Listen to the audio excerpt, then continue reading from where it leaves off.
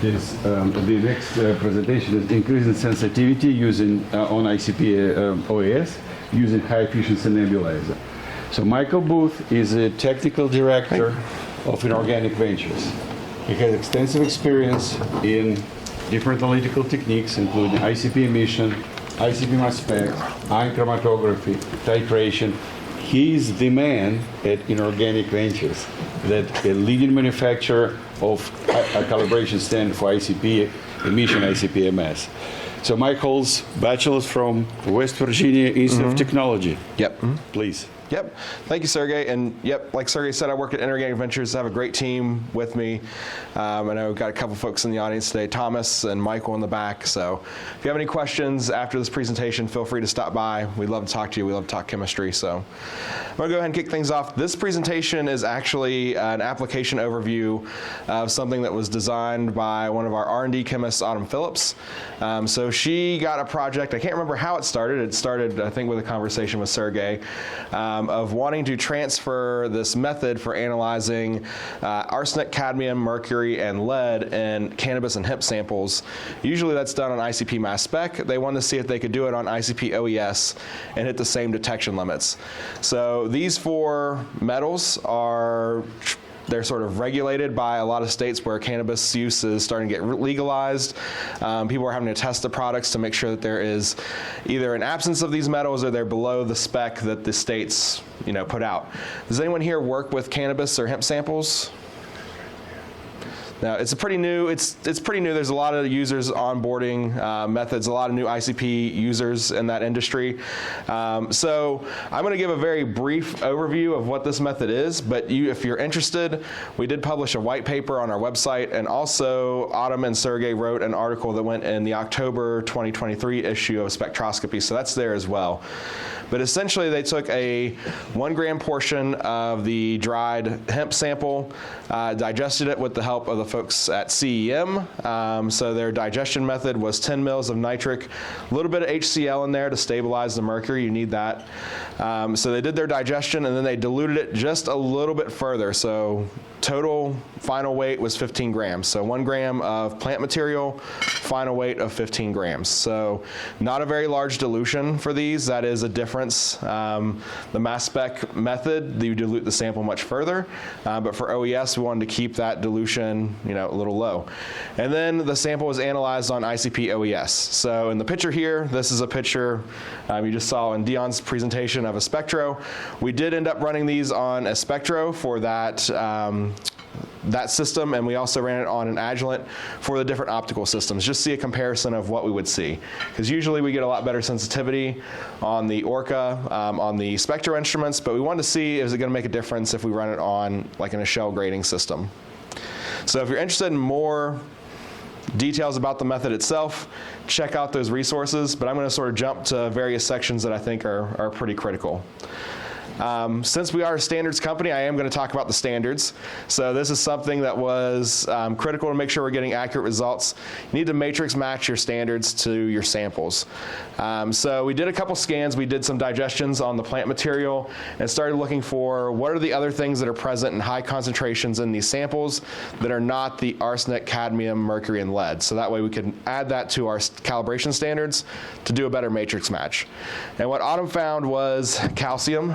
That's not surprising. Calcium's in everything. But calcium can be a big matrix interference, so we started spiking our standards with calcium. And also carbon. Again, not surprising. It's a plant. There's going to be carbon present.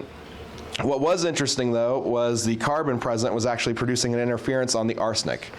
So this was critical to make sure that we were matrix matching this, because we saw in the data, the level of carbon that was present was about 1,150 ppm. That actually introduces a interference on the arsenic line that's about 5 ppb. So between 4 and 5 ppb. So it was critical that we matrix match our standards. We used KHP as our carbon source to matrix match the samples. That seemed to be the best source that we could do, and it seemed to, as the results went through, worked out pretty well. But that is something we'll sort of press on. Always matrix match your samples if possible.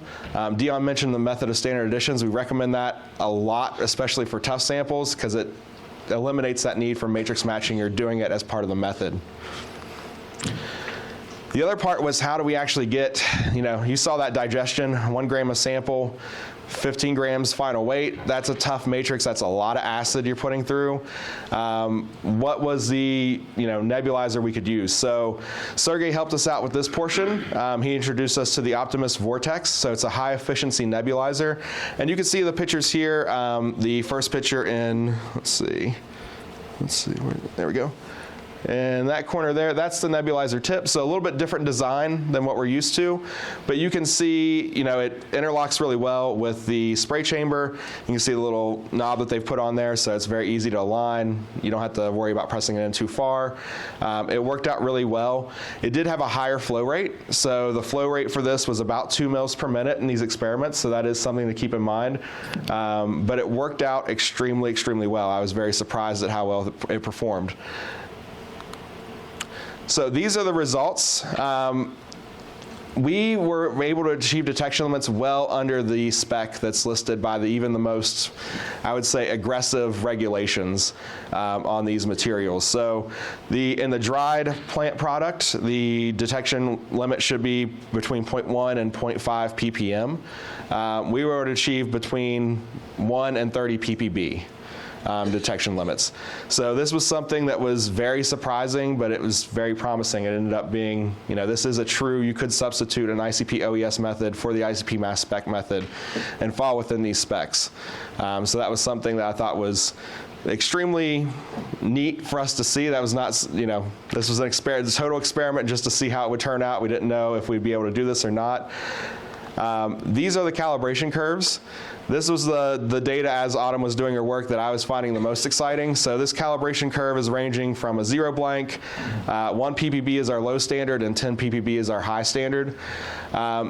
These results, especially for arsenic, was something with that matrix, as you saw, 10 mils of nitric acid in a 15 gram sample. Being able to achieve these detection limits and seeing the calibration curves turn out as well as they did really surprised me. I know I was talking to Sergey on the phone when we were starting to get data back. I didn't think that we'd be able to do this. So it was very surprising when we got this data. And this is actually calibration curve data from the Shell, the Agilent software. The resources, we have the calibration curves for both. There's a comparison between both systems if you're interested in that. So yeah, it turned out extremely well. I was very happy with how this went, and we were able to achieve that lower, or higher sensitivity. The next steps for us, so we want to take this method, the next step for Autumn is she's going to continue to develop this. She wants to submit it to AOAC to get it to be an officially recognized method through them. Our next steps, we're going to do some side experiments because we are interested in testing our starting materials for trace metal impurities. As Dion mentioned, they tell you it's 99.999% pure, but they are very slick on their certs, and Thomas will know that as key. They love to leave things off, and it's, yeah, if you leave off half the things, it's 99% pure, but who's checking for those? We do.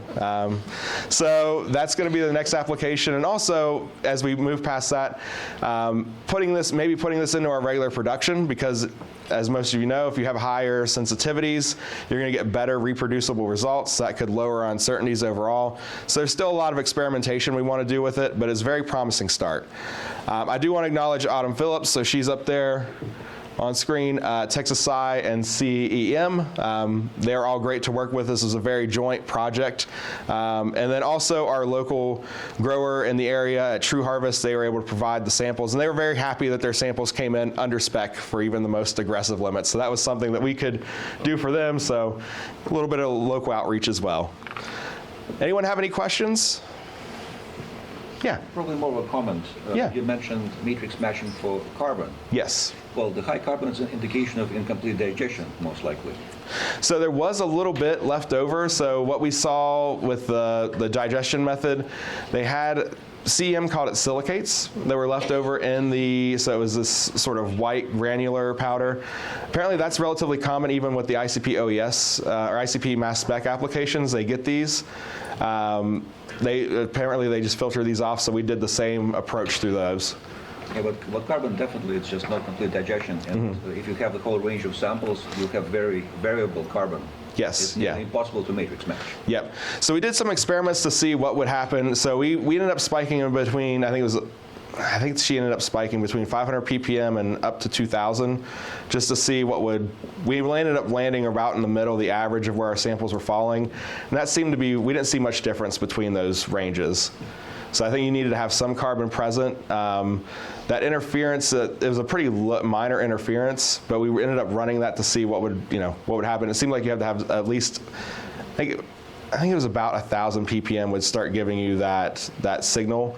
But as long as we were correcting for that, it seemed to work out. No, I got a question.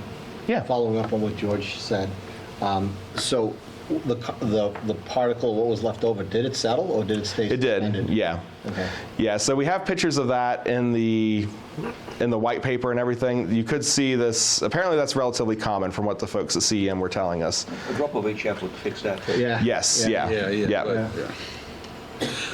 And just to add to Mike's response, yes, there is incomplete digestion.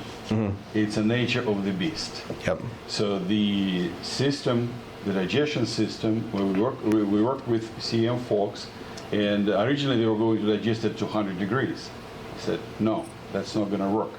Get the system to the highest temperatures possible, but they said, oh, we can do it at 250. Well, at 250 is you reaching the edge of the equipment, and it may work for one sample, or may get the dough out of the lab, right? We don't want that. So, well, why don't you stay somewhere between 225 to 30 so that the regular users can use it safely?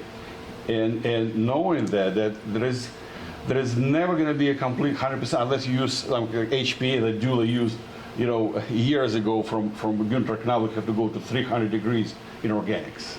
So microwaves not going that high unless you. So this is where we balanced the application. Yes, there's going to be a range of carbon going from different type of samples, but if it's bouncing between, let's say, 700 to 1,000 ppm, depending on the sample, and you add about 850 somewhere in the middle, the matrix matching works decently well. Yeah. Are there any certified reference materials for cannabis with the arsenic in it that you were able to digest in time? So not yet, not that we were able to get a hold of. That is something that I think that NIST is working on at the moment. So, and that is something that as Autumn continues her work on this project, she is going to pull similar SRMs to run through this method as well. So right now people using just pine needles. Yes, And yep. AST to show the accuracy on the method. Yeah, Yep. that's all for now. You shouldn't smoke pine needles. Shouldn't smoke, period. Awesome. Any other questions? Yeah. Did you test peroxide instead of chloride with the nitric acid? We did not add any peroxide to it. I'm not sure why they didn't. We were relying on the folks at CEM to help us with the digestion method. This was actually before we purchased a microwave digester of our own, so that's another thing that sort of, now that we have a microwave in lab, we're able to do a lot more digestions in-house, so we'll be able to experiment a little bit further. HCl is added on purpose Yes. for mercury. Yes. Because big four, arsenic, lead, cadmium, and mercury. HCl added to the digestion mixture, although it slows down, it reduces the oxidation potential, that's why we have a residual carbon. Nitric and peroxide would be the best, but we need to get mercury. Yeah. You need that HCl present for mercury stabilization. All right. All right. Well, thank you so much. If you have any questions, feel free to find me. Thank you. We have a lot of resources available, so if you're ever interested, check out our website. We'll be happy to help. Thank you, Mike.